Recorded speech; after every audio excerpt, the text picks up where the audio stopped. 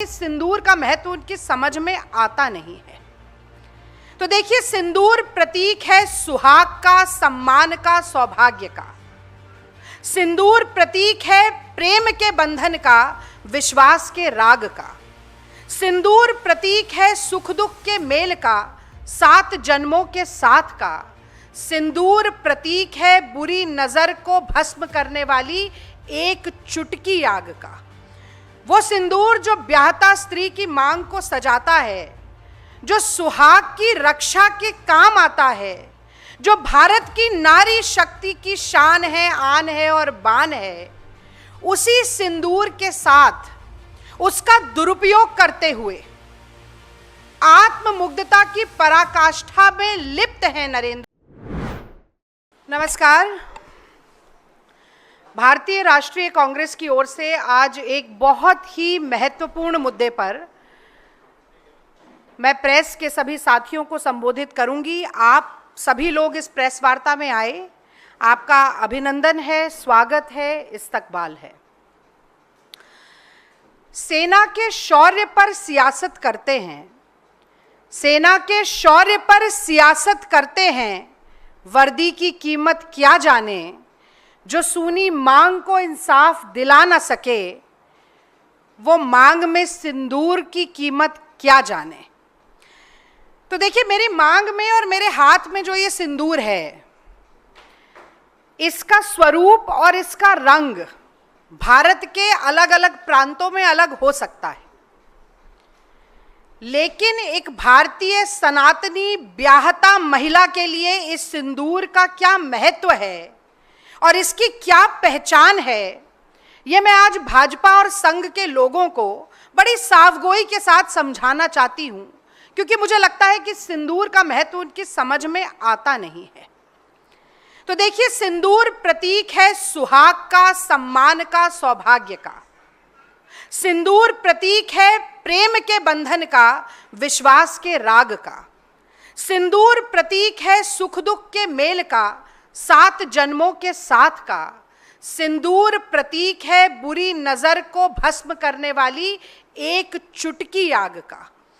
वो सिंदूर जो ब्याहता स्त्री की मांग को सजाता है, जो सुहाग की रक्षा के काम आता है, जो भारत की नारी शक्ति की शान है, आन है और बान है, उसी सिंदूर के साथ उसका दुरुपयोग करते हुए आत्ममुग्धता की पराकाष्ठा में लिप्त है नरेंद्र मोदी जी।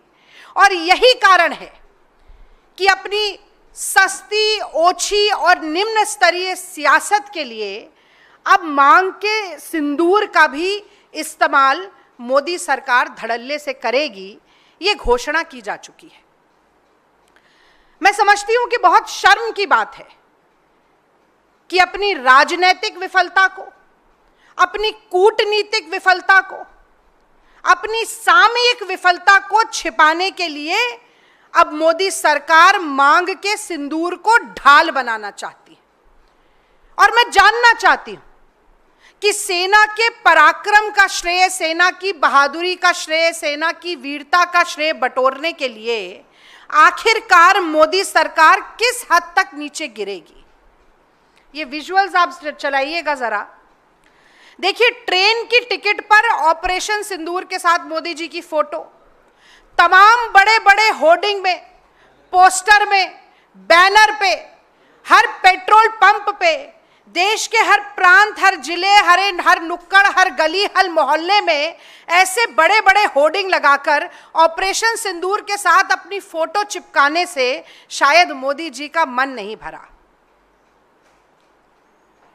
किसी बटालियन पर, किसी भारत की सीमा पर खड़े होकर भारत की रक्षा के लिए वर्दी नहीं पहनी मोदी जी ने, सिर्फ फोटो ऑप के लिए सेना की वर्दी के साथ स्वांग रचने, नाटक और नौटंकी करने से नरेंद्र मोदी जी का जी नहीं भरा। और ऐसा मैं इसलिए कह रही हूं कि ये जो होर्डिंग आपको दिख रहा है अभी, इसमें विंग कमांडर व्योमिका सिंह की फोटो नहीं है, इसमें कर्नल सोफिया कुरैशी की भी तस्वीर नहीं है, इसमें हमारी जल, थल, वायु सेना के चीफ की भी फोटो नहीं है, केवल नरेंद्र मोदी जी की फोटो है। तो ये सब करके मोदी जी का जी नहीं भरा कि अब वो कह रहे हैं कि मैं घर घर जाकर सिंदूर वितरण कार्यक्रम करने वाला। और तो और जब ऐसे निकलते हैं मोदी जी, अभी गुजरात में निकले, बोले पुष्प वर्षा करिए मेरे ऊपर। जब निकल रहे हैं हाथ हिलाते हुए श्रेय बटोरने के लिए, कोई सेना का जवान उनके साथ नहीं खड़ा है जिसके लिए तालियां बज रही हैं। जो नाम मैंने लिए उनमें से एक व्यक्ति उनके साथ नहीं खड़ा है जिसके लिए पुष्प वर्षा हो रही हो। बल्कि गुजरात में स्थानीय जिले का कलेक्टर जाता है, बात करता है सोफिया कुरैशी के परिवार से और उस जाबाज बेटी के परिवार को कहता है कि आप भी खड़े हो जाइए लाइन में और मोदी जी के ऊपर पुष्प वर्षा कीजिए। पुष्प वर्षा, इससे ज्यादा शर्मसार होने की बात कोई नहीं हो सकती। और सियासत किस तरह की है कि सिंदूर बटेगा और किस दिन से शुरू होगा? कोई एयरफोर्स डे से शुरू नहीं कर रहे हैं, या मानेकशॉ जी का इतना नाम आजकल याद आ रहा है भारतीय जनता पार्टी को, उनके जन्म दिवस से शुरू नहीं कर रहे हैं। शुरू करेंगे 9 जून से, जिस दिन नरेंद्र मोदी जी ने तीसरी बार प्रधानमंत्री पद की शपथ ली थी। इससे ज्यादा सिंदूर की ऊपर राजनीति का घटिया और बेहुदा उदाहरण आपको नहीं मिल सकता। लेकिन मैं कहती हूं कि मोदी जी, फिर भी अगर आप सिंदूर बांटना चाहते हैं जाके घर घर, तो मेरे 3 सवाल हैं जिनका जवाब आपको, भारतीय जनता पार्टी और संघ के कार्यकर्ताओं और नेताओं को, इस देश की महिलाओं को, बेटियों को जरूर देना चाहिए। और पहला सवाल यह है कि पराये आदमियों द्वारा दिया गया यह सरकारी सिंदूर, पराये आदमियों द्वारा दिया गया यह सरकारी सिंदूर किसके काम आएगा और किस लिए काम आएगा? तो जो हिंदू धर्म के स्वघोषित ठेकेदार हैं, संघी और भाजपाई, क्या वो नहीं जानते हैं कि भारत में हिंदू सनातनी ब्याहता महिला जो है, उसे बिछिया, मंगलसूत्र और सिंदूर ससुराल से मिलता है। उसके गले में मंगलसूत्र और उसकी मांग में सिंदूर उसका पति सजाता है, या फिर सिंदूर मिलता है शक्तिपीठ से, मंदिर से, सौभाग्य के आशीर्वाद के रूप में। तो ये जब आपके कार्यकर्ता डिब्बियों और पैकेट में सिंदूर पहुंचाएंगे, और लिख कर रख लीजिए कि जिस डिब्बी में, जिस पैकेट में सिंदूर जाएगा उसके ऊपर भी मोदी जी की फोटो छपी होगी। क्योंकि कोविड की वैक्सीनेशन सर्टिफिकेट पर जिस व्यक्ति ने अपनी फोटो छाप दी हो, वो क्या ऐसी जब सिंदूर बांटेगा तब अपनी फोटो नहीं छापेगा? ये छपास ही है जिसके कारण ये राजनीतिकरण हो रहा है। मैं तो समझती थी कि पसीना मलकर चेहरा चमकाते हैं, अब सिंदूर और वर्दी पर सियासत करके चेहरा चमका रहे हैं। तो जब वो पराया मर्द मोदी जी की फोटो पे छपा हुआ पैकेट सिंदूर का ले जाएगा, तो वो किसी ब्याहता महिला के काम नहीं आएगा, वो काम आएगा मोदी जी के, वो काम आएगा मोदी जी के प्रचार के, और वो काम आएगा मोदी जी की सस्ती और ओछी सियासत के, राजनीति के, पॉलिटिसाइजेशन के। अब मैं दूसरा सवाल पूछती हूं। मैं ये भी जानना चाहती हूं कि किस मुंह से भाजपा और संघ के नेता कार्यकर्ता जाएंगे और ये सिंदूर बांटेंगे, जब पहलगांव के शहीदों की विधवाओं की सूनी मांग चीख चीख कर पूछ रही है कि उन दुर्दांत आतंकवादियों को कब पकड़ा जाएगा? मोदी जी, उन्हें जमीन निगल गई कि आसमान खा गया? उन विधवाओं को इंसाफ कब मिलेगा?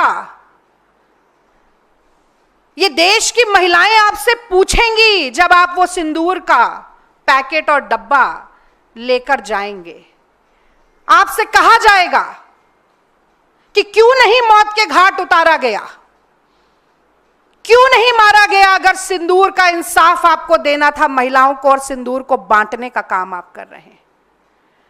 मैं जानना चाहती हूं कि किस मुंह से जाएंगे भाजपा और संघ के नेता, जब भारतीय जनता पार्टी के राज्यसभा का सांसद रामचंद्र जांगड़ा उन्हीं शहीदों की धर्म पत्नियों के लिए कहता है कि ये तो वीरांगना ही नहीं है, इनमें तो वीरांगनाओं वाला भाव ही नहीं है, हाथ जोड़कर रो रही थी, गिड़गिड़ा रही थी, कोई जोश जुनून और जज्बा इनमें नहीं है।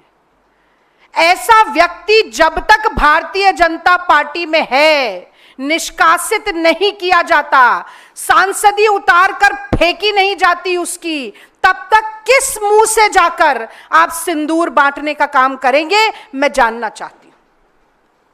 मैं जानना चाहती हूं कि कैसे मुंह दिखाएंगे इस देश की महिलाओं को, बेटियों को, नारी शक्ति को, जब शहीद विनय नरवाल की पत्नी ने केवल यह कहा कि हिंदू मुसलमान मत करो, मत करो हिंदू मुसलमान, क्योंकि पाकिस्तान के आतंकवादी आए थे, धर्म पूछकर मार के गए हैं। ये आईएसआई का पाकिस्तान का जो एजेंडा है उसे पेडल मत करो हिंदू मुसलमान। लेकिन संघी भाजपाइयों को ये कैसे बर्दाश्त हो सकता है कि वो शहीद की पत्नी, शहीद की बेवा ही क्यों ना हो, शहीद की विधवा ही क्यों ना हो, उसने मुंह से तो हिंदू मुसलमान एकता की बात कर दी ना, तो उसको अपमानित करो, उसको लज्जित करो और आसमान और जमीन एक कर दो। उसको गालियां देने में किस मुंह से जाएंगे आप सिंदूर बांटने के लिए?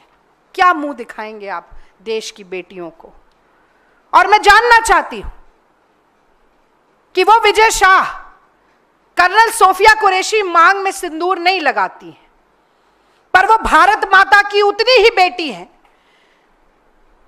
जितनी हर वो महिला जो देशभक्ति में अपना सब कुछ न्यौछावर करना चाहती है।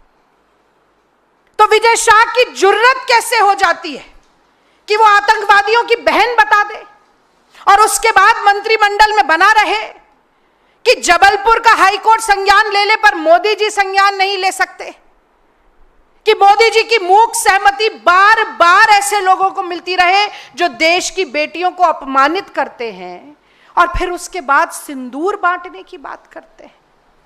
बहुत आश्चर्य होता है मुझे।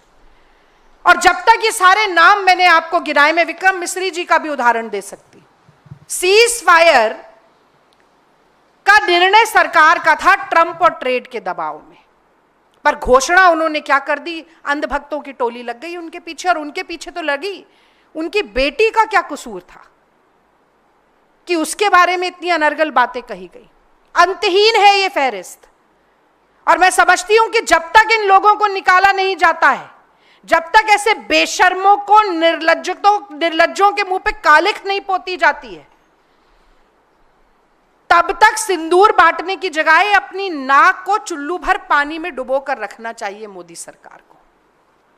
और तीसरा सवाल मैं पूछना चाहती हूं, जो ऑपरेशन सिंदूर से थोड़ा इतर है, क्योंकि मुझे लगता है कि ऑपरेशन सिंदूर की सफलता का गुणगान पूरा देश कर रहा है, देश का हर नागरिक कर रहा है।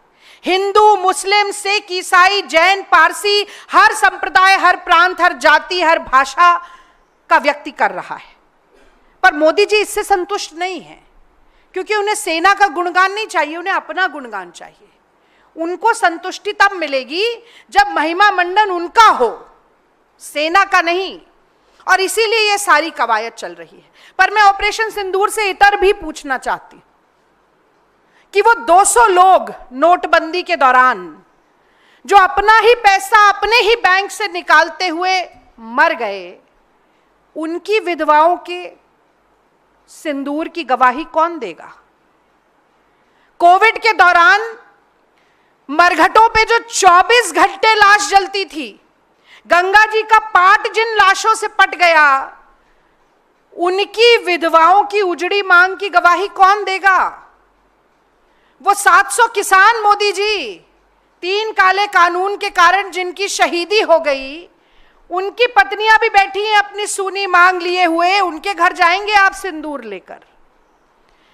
और मैं जानना चाहती हूं कि 154 किसान और दिहाड़ी के मजदूर रोज इस देश में आत्महत्या कर रहे हैं, रोज। उनकी पत्नियों की जो मांग सूनी हो रही है, उसके बारे में तो कोई बात नहीं करेगा मोदी जी। 12,000 लोग बेरोजगारी और आर्थिक तंगी के कारण साल भर में आत्महत्या कर लेते हैं देश में। उनकी पत्नियां भी विधवा होती हैं, उनके घर जाएंगे आप सिंदूर लेकर? और ये जो महंगाई की मार है, जो ये महिलाओं के घर का बजट बिगाड़ती है, उनकी पेट पर लात मारती है, उनकी कमर तोड़ती है, वो महिलाएं जो अपना मंगलसूत्र भी गिरवी रखकर 2 वक्त की रोटी खाने को मजबूर हैं, उनके घर आप अपनी फोटो चिपकाकर सिंदूर लेकर जाएंगे मोदी जी? बहुत शर्मनाक है। और आज एक वाकया हुआ जिसका जिक्र करना मैं समझती हूं कि बहुत जरूरी है।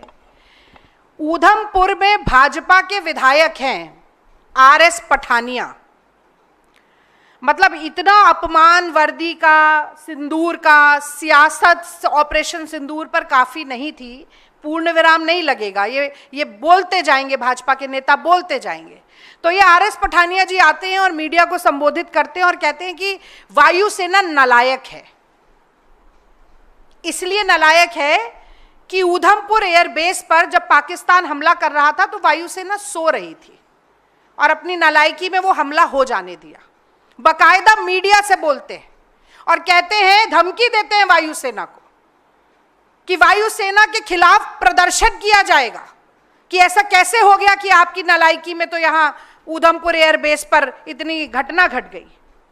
मोदी जी चुप हैं, मोदी जी को सांप सूंघ गया है, मोदी जी के मुंह में दही जमा हुआ है, मोदी जी के मुंह पर ताला लगा हुआ है।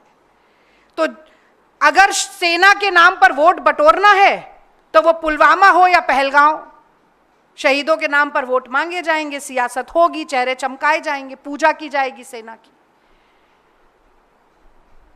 और जब नहीं जरूरत है तो ठेंगे पे रखा जाएगा, अपमान किया जाएगा।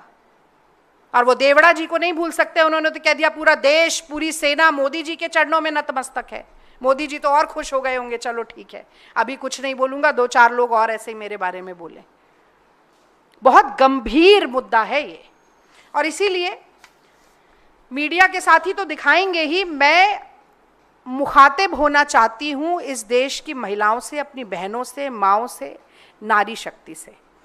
और मैं कहना चाहती हूं कि भारतीय जनता पार्टी और संघ के कार्यकर्ता, मोदी जी के नुमाइंदे जब आपके घर में आए वो मोदी जी की फोटो लगा हुआ सिंदूर देने के लिए, तो आप जरूर पूछिएगा उनसे कि किसकी चूक के कारण पहलगांव में इतनी महिलाओं की मांग सूनी हुई। कौन व्यक्ति है वो, उसका नाम उजागर क्यों नहीं हुआ, उसका इस्तीफा अभी तक क्यों नहीं लिया गया, पहले ये बताइए मोदी जी। आप जरूर पूछिए कि पाकिस्तान की सेना को पूर्व जानकारी और चेतावनी देने के कारण जो हमारा नुकसान हुआ, वायुसेना का नुकसान हुआ, देश का नुकसान हुआ, सेना का मनोबल टूटा, उसके लिए कौन जिम्मेदार है, उस व्यक्ति का इस्तीफा लीजिए मोदी जी। पूछिएगा मेरी बहनों आप कि ट्रंप और ट्रेड के दबाव में आकर सिंदूर के साथ सौदा आपने क्यों किया मोदी जी, और फिर कैसे हिम्मत हुई आपके लोगों की कि ऐसी सौदागरी करने के बाद आप वो सिंदूर देने आ रहे हैं और श्रेय लेने के लिए आ रहे हैं। सेना की वर्दी और मांग के सिंदूर का इस्तेमाल सियासी फायदे के लिए आप क्यों कर रहे हैं मोदी जी? मेरी बहनों, ये सवाल जरूर पूछना। मुझे नहीं लगता है कि इस सवाल का जवाब मिलेगा, पर यह पूछना जरूर। सवाल का जवाब नहीं मिलेगा क्योंकि एक चुटकी सिंदूर की कीमत आप नहीं जानते नरेंद्र बाबू, आप नहीं जानते नरेंद्र बाबू। बहुत बहुत धन्यवाद। जय हिंद की सेना और जय नारी शक्ति।